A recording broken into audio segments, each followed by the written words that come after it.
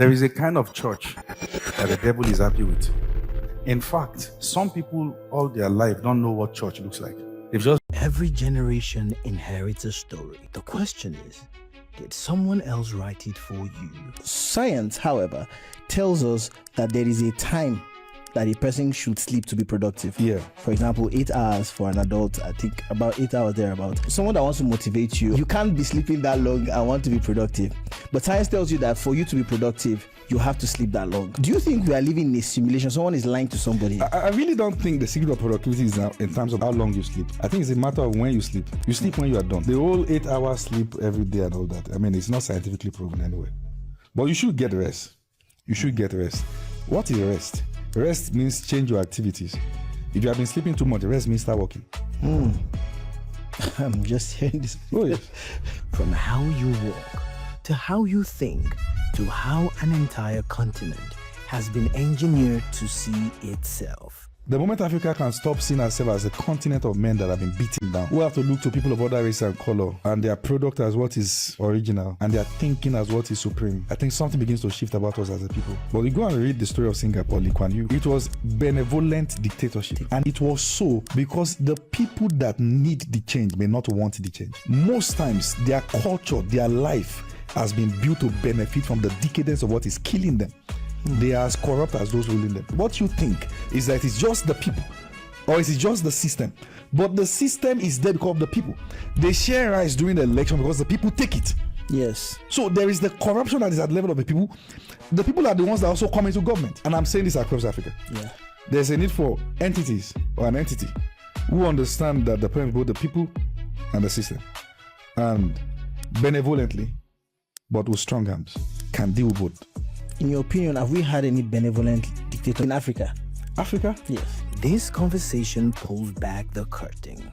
And once you hear it, you can't unhear it. The system of government we currently have in Africa, is it designed to work or it is designed to be infiltrated? Do you honestly think that in this age, we can successfully have a benevolent dictator in Africa? Never say never. Do you think it's the answer to our predicament? We have many problems, but leadership tops it. Does Africa really have a friend? For instance, we look at what is going on. Iran, Israel, Strait of Hormuz being closed down. Energy price across the world is shooting up. Think for a moment, what happens if Africa shuts down for a month? Think about that chaos for a moment. So the whole world depends on Africa. How important is Africa to the world? As important as everything can be.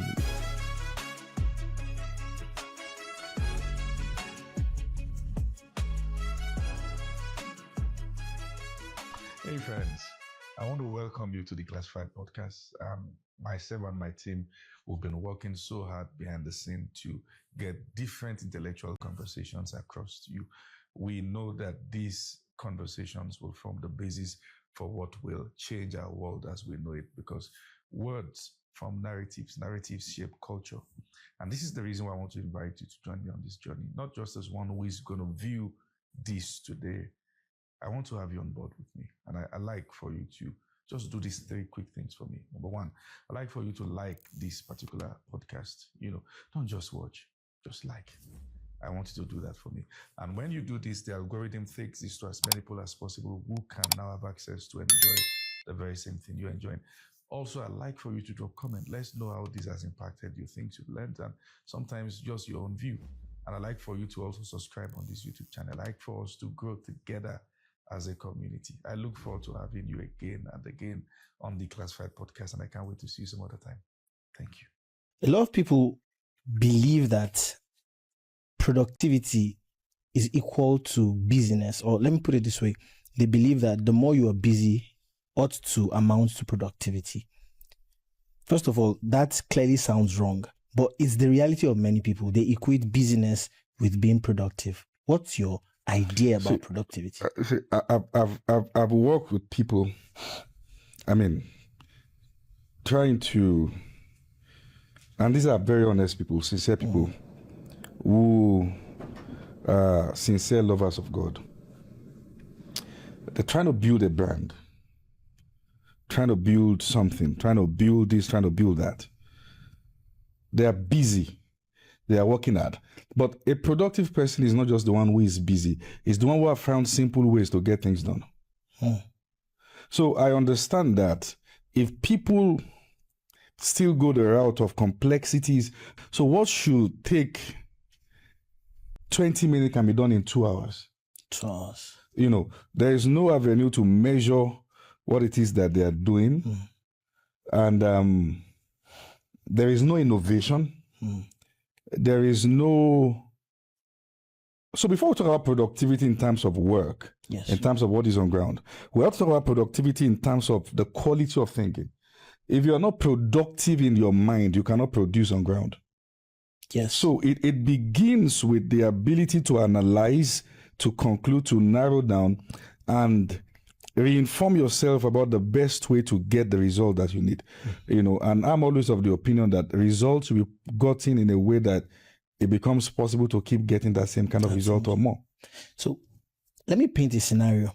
You exist in an ecosystem, maybe work, school, or any system at all that glorifies quantity over quality, in the sense that if I can get this done in 20 minutes, they believe the person that gets it done in 2 hours is more productive than I am, because they see the effort.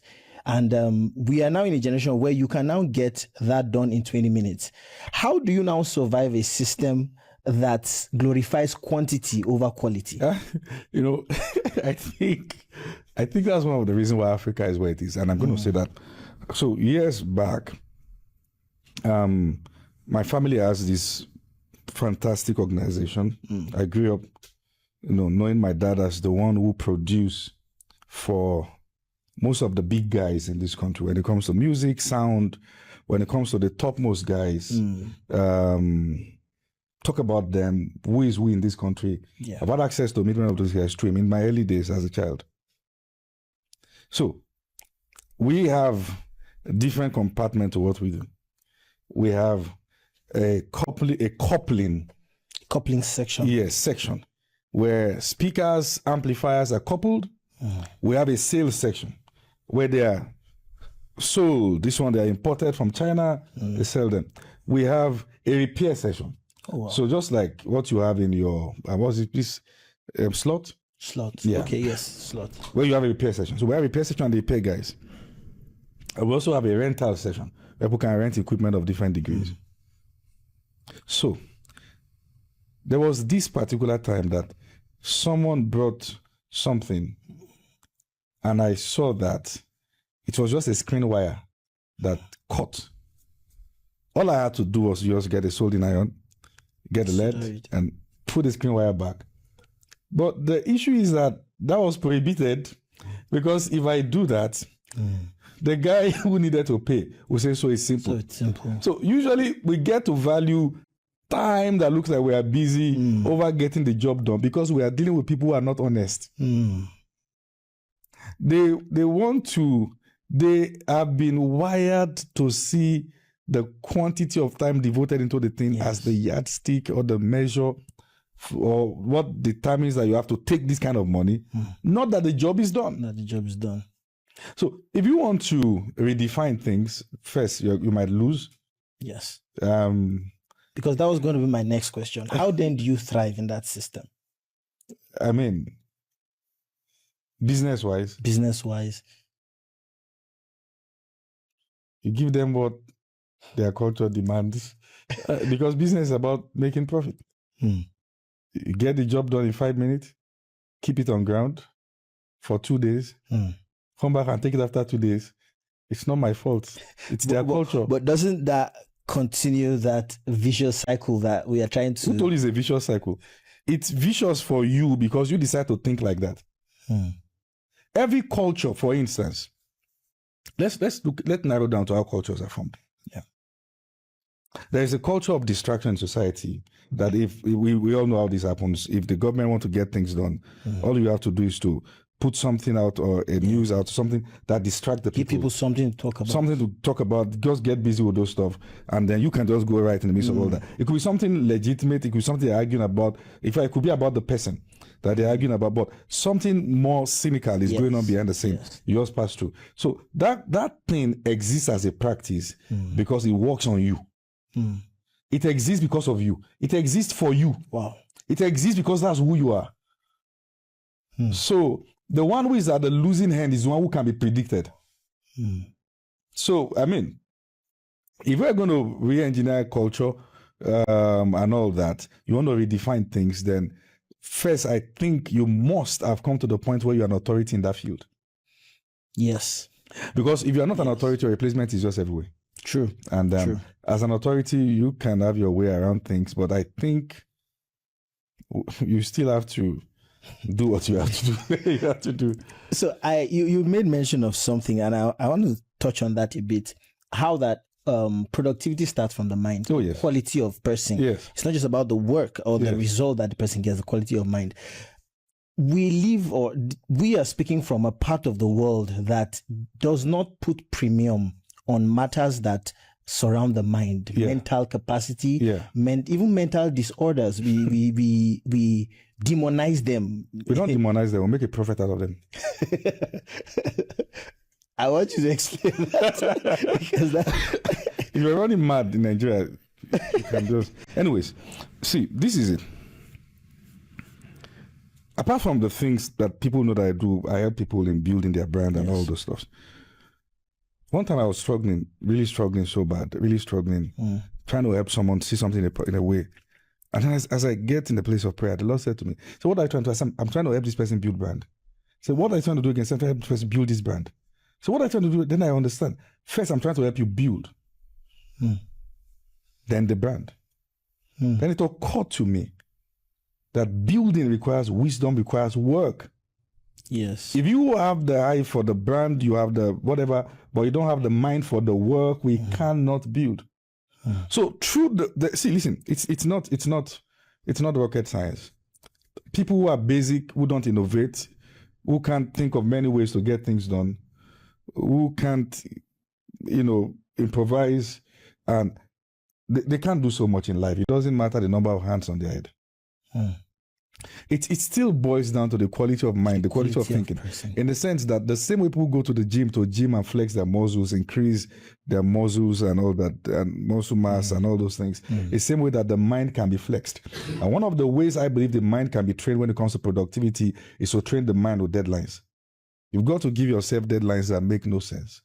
You've got to make sure that you can't break those deadlines. You've got to put yourself in a place where you are not violating your own rules. You've got to put yourself in a place where you put things in front of you to get them done, and you get them done at the time stipulated in such a way that the mind is now boosted to see you as a goal getter, not as one who is struggling. Every time you set target to get things done and you fail to get them done, you are positioning your mind to see yourself as one who violates. It's fraudulent. Yes. And that mind is being abused. That mind is being defeated. That mind is being crushed. That same quality of mind cannot build anything to world standard. I know that, like I know my name. So primarily what you're saying is there's discipline, but there is structure. Oh, yes. And there must be penalties for the things that ought to be done that you fail to do. I mean, the kind of discipline, there's an adage in Yoruba that says that you have to urinate at a spot for it to foam. The kind of discipline I talk about is not the discipline to just keep carrying things, lift things, and do things. It's the discipline to remain with something till that same thing produces. It's the discipline to keep eating the rock till it brings out water. It's mental fortitude. It's the ability to stay with something till you crack it open. I have seen that not everybody is wired like this naturally. Should we relegate this to natural wiring, or is there something? Can you speak to that as to when you were born? Yes, they carried you. Yes, you moved to crawling. Yes, you started learning to walk. Yes. Why didn't you remain like that? Growth. Everybody is wired. People may not have the same level of IQ, but everybody is wired to grow in some ways. Yes. And what you don't put to work can't grow. Well, I mean, that's just it. I get it as an employer. People are built differently, and that can be frustrating.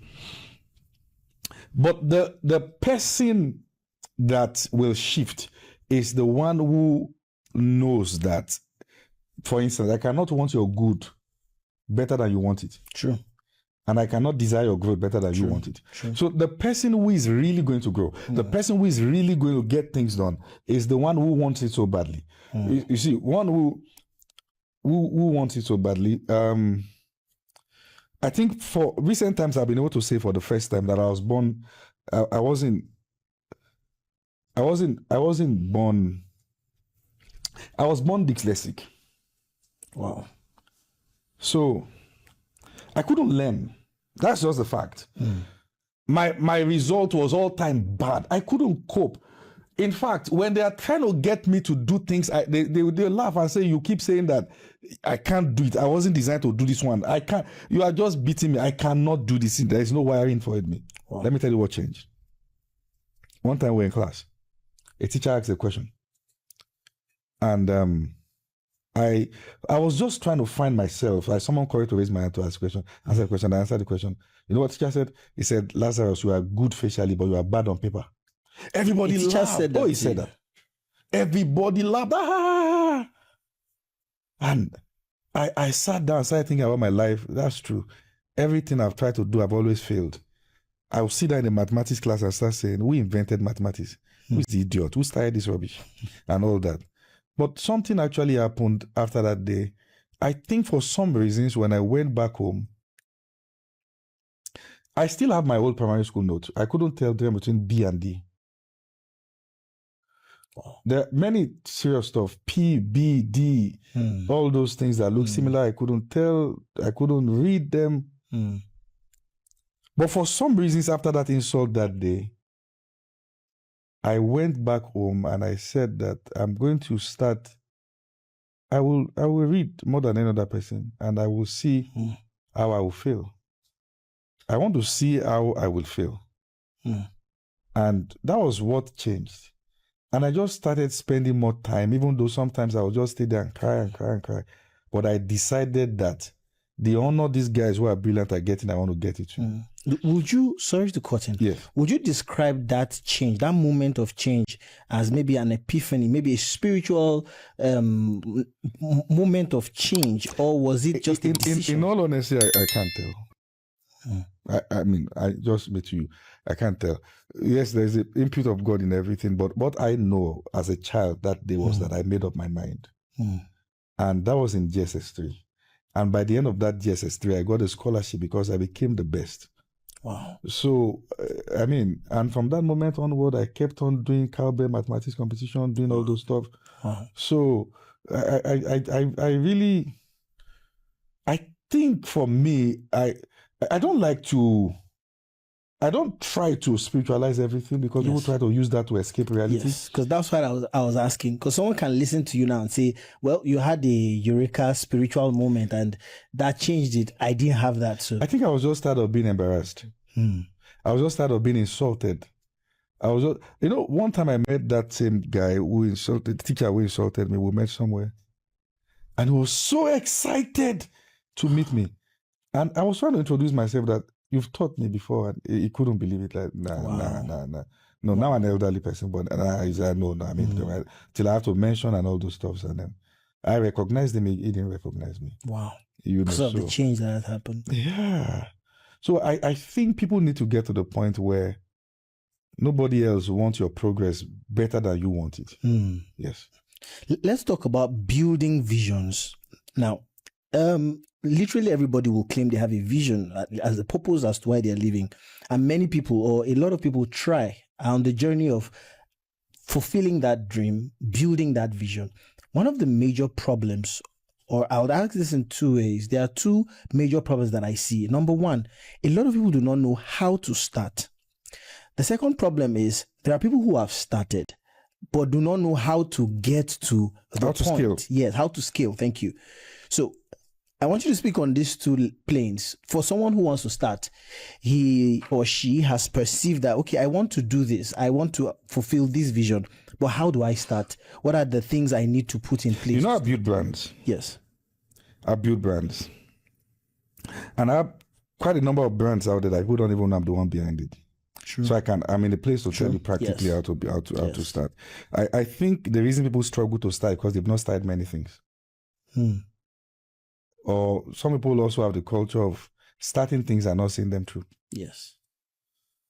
So this is like $1 billion secret. When I have a vision in my heart, something I want to do, the first thing I do is that I look at it. It is not complex things that get the best attention. It is simple things.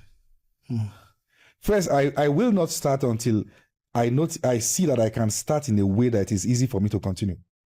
Yes. If everything I need to carry this vision on is not readily available, if it's not within my vicinity, I've not created them, I'll have to beg somebody to struggle with this one, struggle with that one. It's not a vision to start.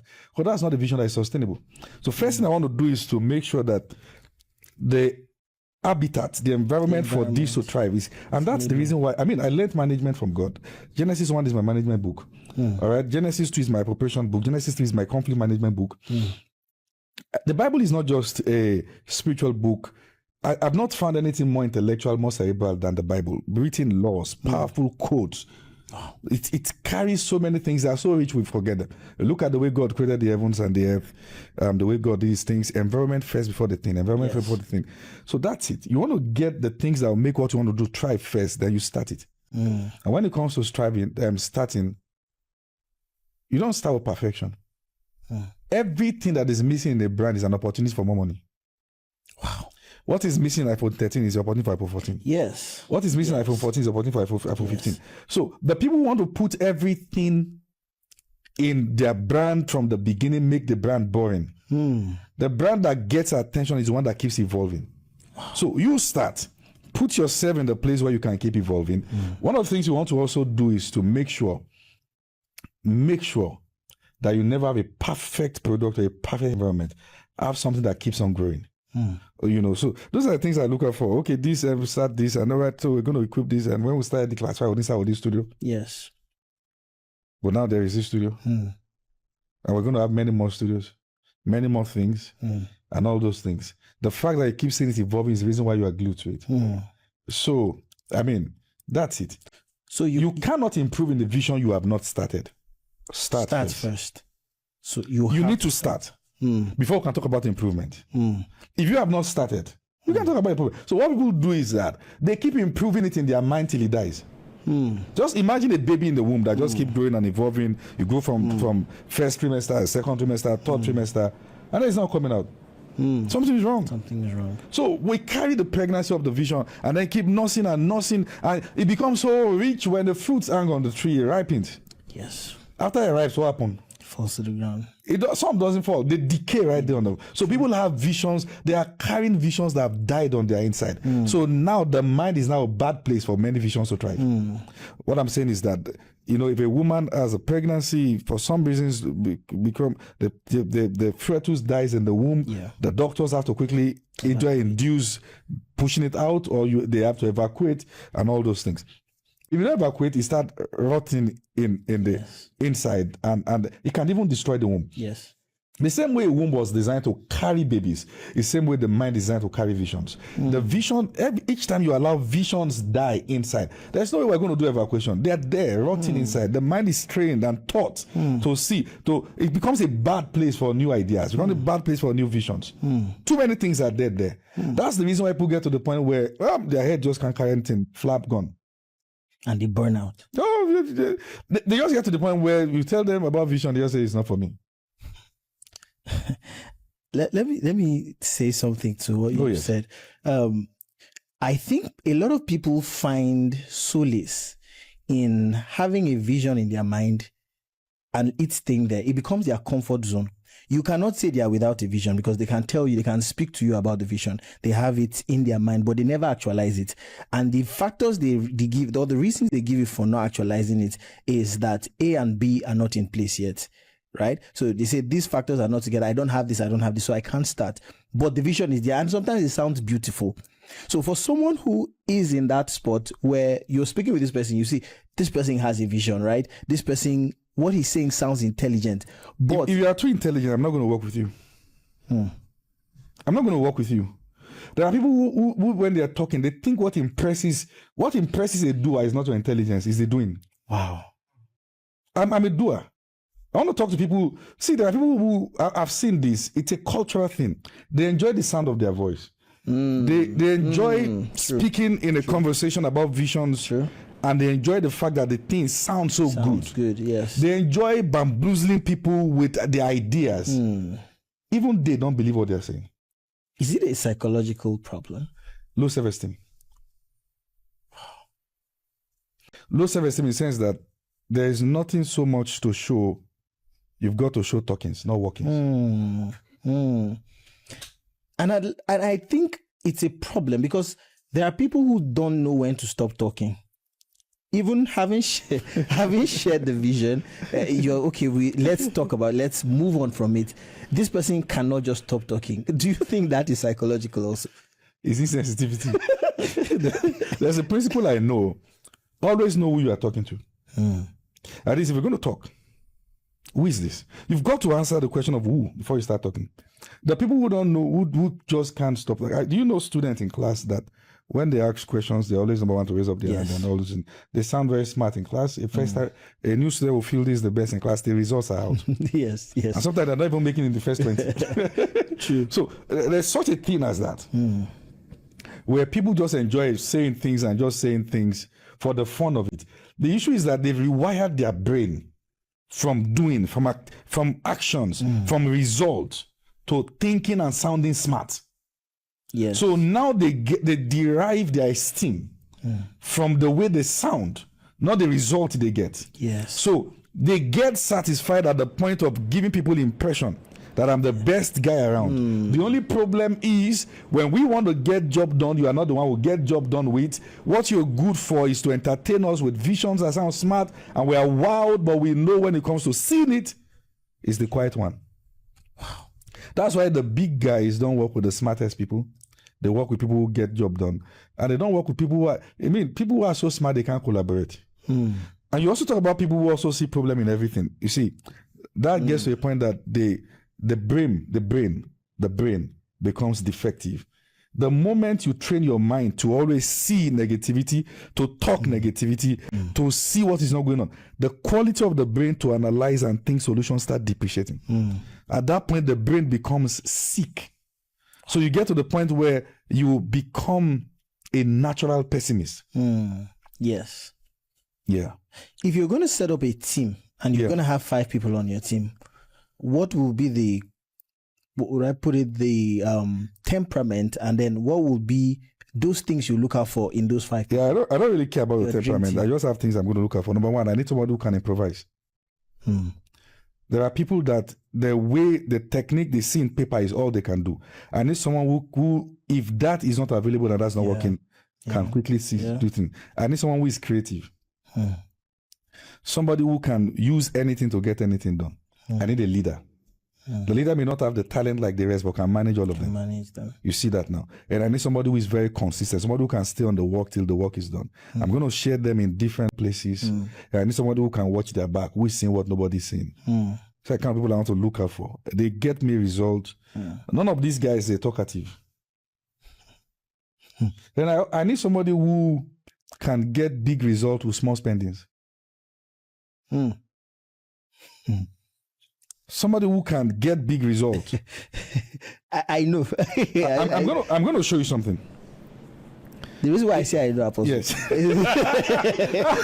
It's from experience. You see, I get you. When I was getting married, there was a picture I took of my wife. I'm going to put it on the screen. That picture was my wife wearing a gown, flowing gown at the sea, sunset. Yes. But do you know that picture, behind the scene of that picture, you're making took that picture, there was no gown. In fact, we're just gisting there and say, well, we need to shoot pre-wedding picture. There was no gown. What he did was I just got a white shirt, a white long cloth, tied it around her, blah blah blah blah. Wow. Somebody was drawing it. In fact, somebody was inside the water, wave of the water in the beach was flowing on them. There was no gown. Dried there, another. That's creative thinking. Somebody will have to get me go buy a gown of 600,000 naira because they want to take a picture. Get me the same result with something like this. Who cares about the gown? Wow. Everybody will get things done. Nobody wants to just keep spending money on necessary things. You see that? So at the end of the day, it is not the gadget, it's the mind behind. But gadget is also important. Yes. But it's also the quality of the mind behind all those things. Those are the kind of people I want to have on my set. I've seen you talk about or talk to people I've seen you counsel people. I've seen you do sessions. And one of the things I've heard you talk about is using yourself as an example. Yeah. There is and I know that there's a time frame with which you sleep. Oh, yes. I mean, there are dedications you give yourself to. There are things you must do before you sleep. There are things you do when you wake up. All of these things. Science, however, tells us that there is a time that a person should sleep to be productive. Yeah. For example, 8 hours for an adult. I think about 8 hours thereabout. Who proved that to you? Because someone would say, someone that wants to motivate you or that wants you to do better, and it's likely what you would say also, you can't be sleeping that long and want to be productive. But science tells you that for you to be productive, you have to sleep that long. Do you think we are living in a simulation? Someone is lying to somebody. I really don't think the secret of productivity is in terms of how long you sleep. I think it's a matter of when you sleep. You sleep when you are done. Not when your body wants to sleep. You sleep when you're done.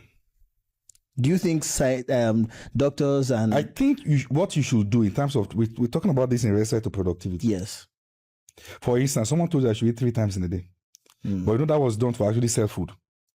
I mean, that's the case for another day. Now people know that eating 3 times in a day is the closest way to get to your grave. So the whole 8 hours sleep every day and all that, I mean, it's not scientifically proven anyway. But you should get rest. You should get rest. What is rest? Rest means change your activities. If you have been sleeping too much, rest means start working. I'm just hearing this. Oh, yes. God was the first one who used the word rest. Yes. But that was when it was done. Why should you rest when you are not done? So you only rest when you're done. So now, if you know you can't finish this, then reduce the task and inform your mind that this is what I have to do today. Finish that one and rest. You are training yourself to be a finisher. Don't set tasks you can't finish and then you keep abusing your mind. You need to understand that the mind is an entity that can be abused. So the things I do cannot be a recommendation for people. Yeah. Because there are things I do that I've learned over time. But the truth of the matter is that when it gets to where it gets to, I shut down. Yeah. That's what happened. Yeah. You have a background in the sciences, in health, basically. So what I want to ask you has a little to do with... But now I've switched. I was going to go into epidemiology. But I've switched completely into leadership. Oh, wow. I was really good because I just felt that the world we are probably going to be seeing more seasonal pandemics. And I've always had the idea of a research institute. I can just fund it, but I've just switched academically into leadership. So since you're switched, I'll switch also. Then, because this question has been on my mind, I was looking for a way to integrate into our conversation. Yeah. I'm passionate about Africa, and I believe you are too. Everybody knows it's visible to the blind that you are passionate about Africa. If you would, let's use Nigeria as a case study, just to narrow down. If you would use Nigeria as a case study, what would you say are the 2 main problems of Nigeria today? I think I would just prefer to address Africa generally because, and the reason is because the problems you see in Nigeria, you find similar in Kenya, you find similar in Ghana, you find similar in Cameroon, you find similar in Cote d'Ivoire, Lesotho, and quite everywhere. Now, something happened, I've seen this in the Black community in America. There's a trauma of what happened during slave trade era that has made people predisposed to certain activities and certain things. There's this trauma of that. I think the moment Africa can stop seeing herself as a continent of men that have been beaten down, who have to look to people of other race and color and their product as what is original, and their thinking as what is supreme, I think something begins to shift about us as a people. Fundamentally, again, leadership. The fact that, and if you, look at it, history, consistent across history, from Julius Nyerere to Patrice Lumumba to Thomas Sankara to some of the most revolutionary leaders we had in Africa. all paid a very serious price.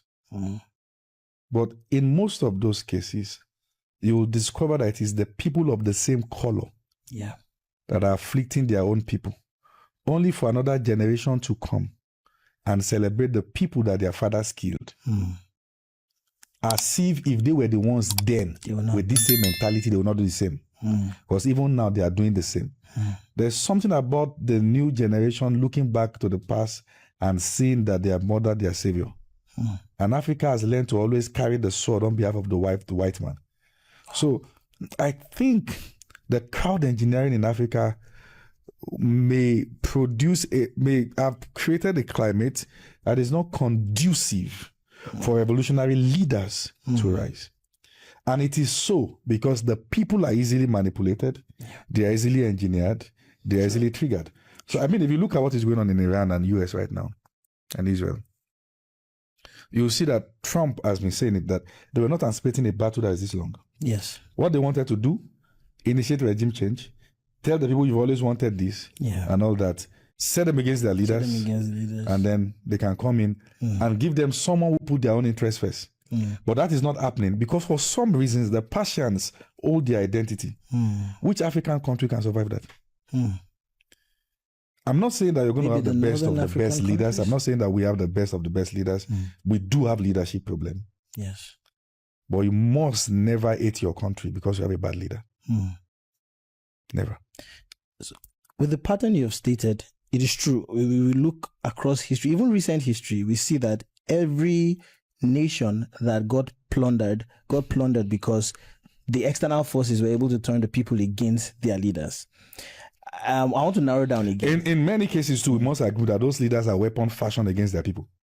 Yeah, I mean, it's just, I mean, you know where you are, yeah. Well, to play devil's advocate to what you said, some people would argue that it depends on what the angle you're looking at it from. Take, for example, a person like, let's take the man from Libya, Gaddafi, right? People would argue that he was a good leader. He was an excellent leader. He was termed to be an autocratic, not autocratic, maybe more like a dictator, so that the Americans can take over, right? So same thing as crowd engineering. The people were pit against him. Now, is that your idea? I'm not going to give any idea. I'm just going to say this. Let's learn from history. How did China come out of their whatever they were in those dark seasons? There was a revolution, but they don't practice the form of government that is easy for anybody to come and influence and give their own sleeper agent to be their leaders. Why can't America face North Korea today? Because they have a lockdown system. I'm not saying it's the best. Same as Russia. But you go and read the story of Singapore, Lee Kuan Yew. Yeah. It was benevolent dictatorship. Yeah. And it was so because the people that need the change may not want the change. Most times, their culture, their life has been built to benefit from the decadence of what is killing them. They are as corrupt as those ruling them. So you need someone who can deal with both the system and the people. Because sometimes the concern, what you think is that it's just the people or it's just the system. But the system is there because of the people. They share rice during the election because the people take it. Yes, true. They share carbon because of the people. So there is the corruption that is at the level of the people. The people are the ones that also come into government. Yes. And I'm saying this across Africa. Yeah. There's a need for entities or an entity who understand that the problem is both the people and the system, and benevolently, but with strong arms, can deal with both. In your opinion, have we had any benevolent dictator in Africa? I don't know. In where? In Africa. Africa? Yes. Sankara was not a democratic person. He was a military guy. Yes. We have quite a couple of them. You see, Kwame Nkrumah of Ghana, while Kwame Nkrumah was the president, one of the problems they had with him was that at some point, he needed to extend. That became a problem. Yeah. Because there are those also on queue. I think he figured that time would not be enough for what he needed to do. So one time, in the course of that, they tried to assassinate him. Yes. They put a bomb in a bouquet. A small girl was brought to bring the bomb. Yes. It exploded. Affected him, but the girl died. When the coup was done and it was removed, because it was removed. Yes. You will not believe that the same Kwame Nkrumah today, there was widespread rejoicing in Ghana when it was removed. I think it's quite a dicey thing, but one thing you have to check is that the system of government we currently have in Africa, is it designed to work or it is designed to be infiltrated? And a follow-up question to that will be, do you honestly think that in this age we can successfully have a benevolent dictator in Africa? Never say never. Do you think it's the answer to our predicament? We have many problems, but leadership tops it. We do have many problems, really. A mindset. The fact that we are not transgenerational in thinking as a people. It even affects our business models. Yeah. Everybody thinks about me, even in making decisions, in business, in planning. There are some transgenerational businesses. Yes. But it's not one of those things you find. It's difficult to go around here and see businesses since 15-something. Yeah, true. It tells a lot about our culture. It's a culture of all man for himself. So I think what we need to realize is that a generation may fight for it, but not see the beauty of it. A generation may begin it. We need to have something that can be passed. Yes. As what is a continuity. Then another thing is that many countries in Africa are still young. It means it's not so long ago that colonization stopped. The oldest country in terms of freedom should be Ghana, 65. So it's not so long. Is it 67? No, not 50. No, Ghana took independence for us. No. So anyways, I might be wrong. Please correct me. So it's not so long ago. So it means that the playbook that colonized us are still fresh. So some of the questions Africans really want to ask is, what is really keeping Africa down? Is it just bad leadership, or there is a design for Africa never to rise to a point where they can be a threat? If we understand those, if we ask those two questions, then you can now begin to rethink, does Africa really have a friend? Or just those who want to benefit from what we have, regardless of the country? Does Africa really have a friend? For instance, if you look at what is going on, Iran, Israel, Strait of Hormuz being closed down, energy price across the world is shooting up. Think for a moment, what happens if Africa shuts down for a month? Think about that chaos. For a moment. So the whole world depends on Africa. But they never admit it. Even statistically.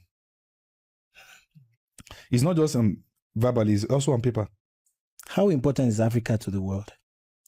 As important as everything can be. I mean, first, don't believe what you read. The media is not designed to inform you. It's designed to engineer you. If you hear that certain percentage of energy comes from a certain place, who did the math? Who did the math? Look at this. Zimbabwe buys fuel from Iraq. Yes. But Zimbabwe has Angola just beside them. Is it Angola? But won't buy fuel from a neighbor. Which country in Africa has pipeline that runs to sell to another country in Africa using African currency? They all sell in dollar. I mean, you go to some African countries, you won't pay for rent in dollars. Yes. The problem is deep. So the globalist agenda, and that's the whole globalist mindset that seems to make everything look planned. Not everything look planned. In fact, it appears that everything is planned. However, if you take that stand, people will brand you as a conspiracy theorist. Do you believe we are living in a simulation? Do you believe we live in a matrix, what we call a matrix? You see, I think that we have so lived in a lie that for some people it is best in a lifetime they never find out the truth. We have so lived in a lie that there's nothing you can do. I mean, I've looked at the case and I can tell you there's almost nothing you can do. And if you say that sounds pessimistic, I'm going to give you illustration. When the Israelites left Egypt, I mean, this is a historical fact. Yes. God got to the point where it occurred to him that there's nothing he could do about the mind of these people that Pharaoh had afflicted this much. They all had to die. The world, we have so lived in a lie that the truth you know are very few. So to bring truth to such a people, let me give you an instance. There's a principle called the principle of institutionalization. Yeah. I think I've explained this a couple of times. You take a man, age 20, committed a crime, lock him in prison, life imprisonment, stays there for 70 years. Now he's 90. His development, his civilization, everything is in the prison. His identity is in prison. His success is in the prison. The place that ought to be the place of bondage become the place of his identity. If you pity that man and say, I want to help you, I'll bring you out of prison, you are bringing him out of the life he knows to the life that has moved on without him. You have not helped him, you have killed him. He is formed. He is already institutionalized. That is the case of an average human being walking on the street who thinks what he's saying is smart, who thinks the nation he thinks an angel is an angel, who thinks this and that, because the news have formed you from birth till who you are now. There's nothing you can do. It has defined your reality. The movies. I mean, we think it's just the media that shapes people. Movies are doing a great deal. Yes. If I'm going to spearhead an agenda, and I want to see yourself as people in certain ways, the government will fund movie makers to give you the stories. Let me tell you a story. A coffee company went to China to try to sell coffee. They tried everything they could to sell coffee. They couldn't sell. Got another market strategist, came around, studied the market, and saw that the reason why they were not buying coffee because there's no historical connection to it. They packed up the coffee and began to produce coffee sweet. Left that generation so sweet to the young ones. As those young ones were growing, they reintroduced coffee again. Now there is a connection to part of your formation. The coffee sold. Wow. The movies that engineered you from being children, that wired you, is the reason why anything will pass now.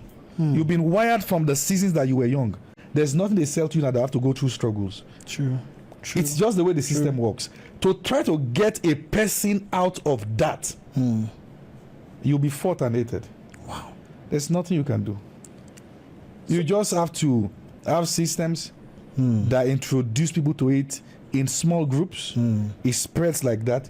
But you must understand, majority of those who went through Egypt, who went through Pharaoh, will have to die in the wilderness. There's nothing anybody can do with all the miracles and everything. Wow.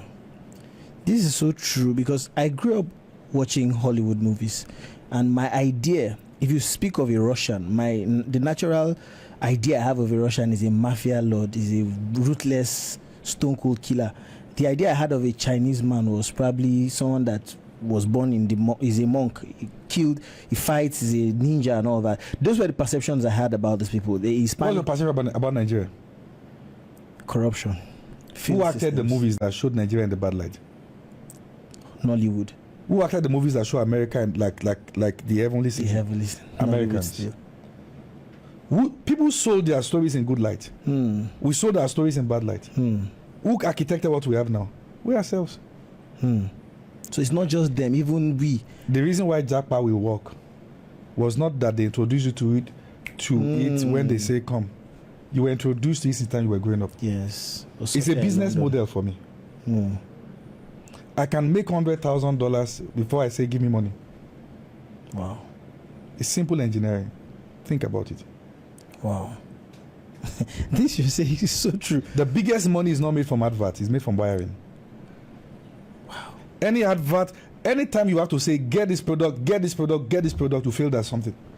You sell stories, not product. Yes. Yes. And the African story has not been sold. Not in the light that it should be sold. Yes. Not in the light that it is investable. I was at Venice. And I got interested in going to Venice, even though I had a program in Padova, which was just an hour train away from Venice.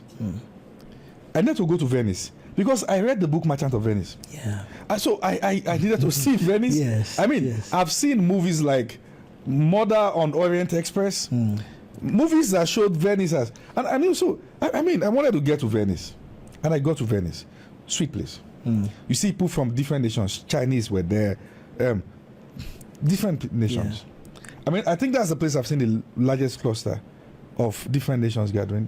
But I was surprised when I got to Venice. The first thing I said to myself is, what do they have in Venice that we don't have in Makoko? It's a body of water. We didn't build stories around our own. That's why nobody goes there. We have too much we can build stories around. We have too much. It's storytelling. I went to New York. What's this street called? What's this street? Times Square, New York. I got to Times Square. Fantastic. Again, like Venice. People, clusters all over the world, taking stories. I'm taking videos, recording TikTok videos, all those things. What's special about Times Square? Smelly. Wow. Screens. They've acted movies there. Showed it again and again. Everybody wants to get there. The movie shows you places. You're interested. We have too many things in Nigeria that we don't tell stories about. Across Africa. Yes. Victoria Lake. We have all these things there. Erijesha Waterfall. Yes. What we call our thing is what the world calls it. Listen, the greatest marketer in the world is America. What they sell? Stories. Wow. We've got to start. And I'm not saying that things are good. There's pain. There's hunger. There's leadership crisis. But I'm saying, hey, all these guys don't have it the way we also think it. Yeah. I was in a country, one of those European countries, and we're supposed to fly. And they said, guess what? There's strike. No plane was flying. We stood there in the lounge I saw white people sitting on the floor, eating food like this, on the floor. And I said, all you have to do is to switch their color. Yeah. And then, this happened in Ibadan. It's going to trend. Look at it. Nigerians, this is Nigeria again. See what's happening in Nigeria for you. I said, but this is happening here. They don't sell those stories. It doesn't encourage investors. I'm not saying things have changed. I'm just saying that we should know how to sell ourselves. When we come home, we can deal with ourselves. When we deal with outsiders, we sell ourselves well. The burden of storytelling, does it lie on the individuals or does it lie on the leadership? I think if I'm a leader and I want to change Nigeria and I want to bring investors, number one, it can't be a 4-year plan. Yes. It can't be a 5-year plan. I will pump money specifically into the entertainment industry. Specifically. That is where our investments, to every penny spent, we'll get it back in 100 folds. Yes. Because we are now architecting our place. We're architecting our stories and saying that, come around. Let me ask you a question. Do you know that it was until recently, before people started seeing Maldives as a place to go to? Yes. Because people now pictures and videos now started circulate. going around online. Even now, Zanzibar. Yes. In Tanzania. But some 20 years ago, it was not so. Why? As they started architecting their stories, they were now driving home revenues. Yes. Even investors began to come. Oh, yes. So, in all honesty, security is a major issue because Yeah. The environment is not safe for any form of investment if there's no security. Yes. But we've got to be fantastic storytellers.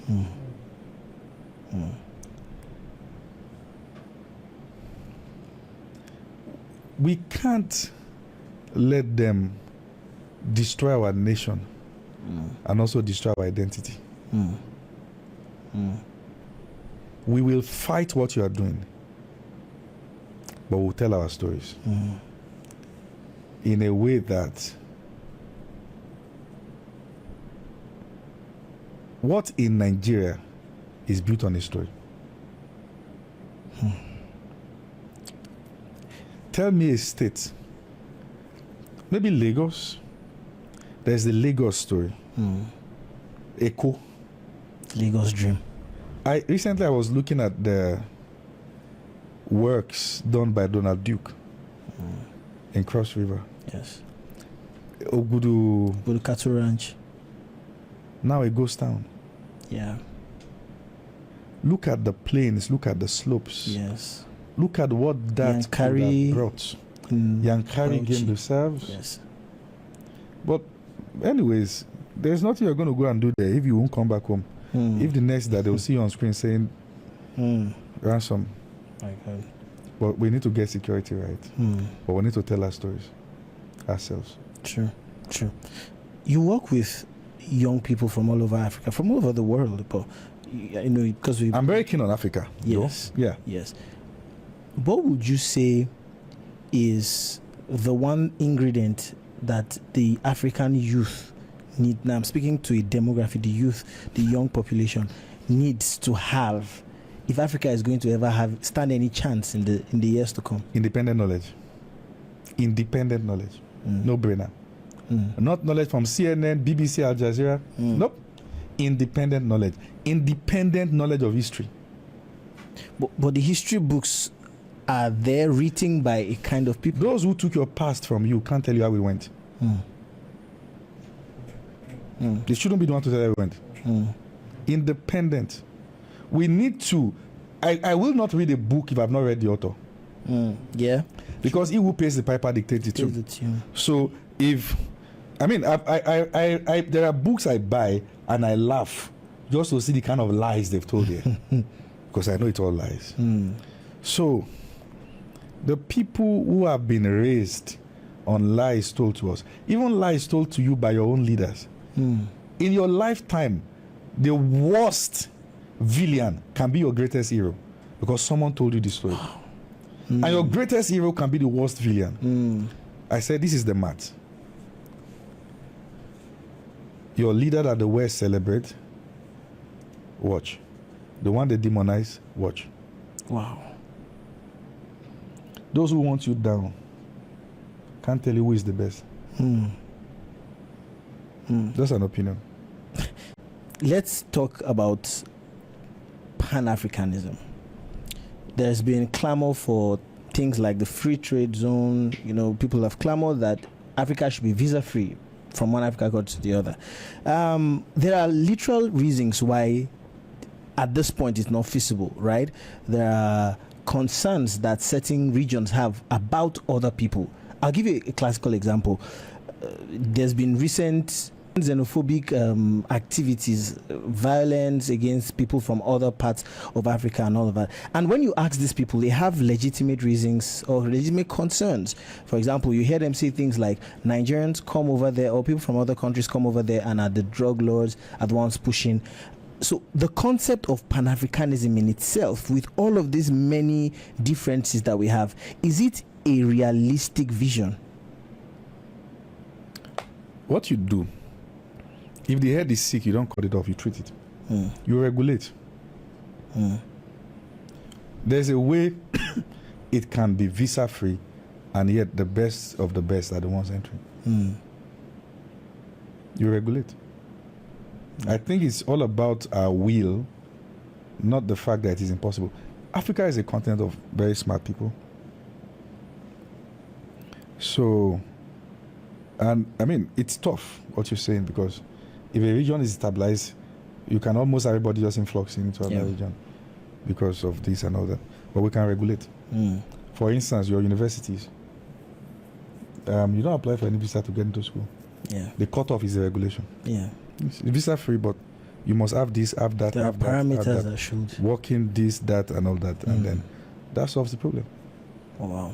Thank you so much. It's been an amazing conversation. Thank you. I hope we get to have this more often because there are a lot that I would love to pick from the wealth of wisdom that you carry and that you dispense. Thank you so much for being on. This is Declassified.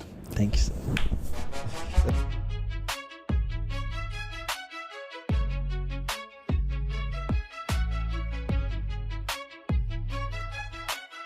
There is a kind of church that the devil is happy with.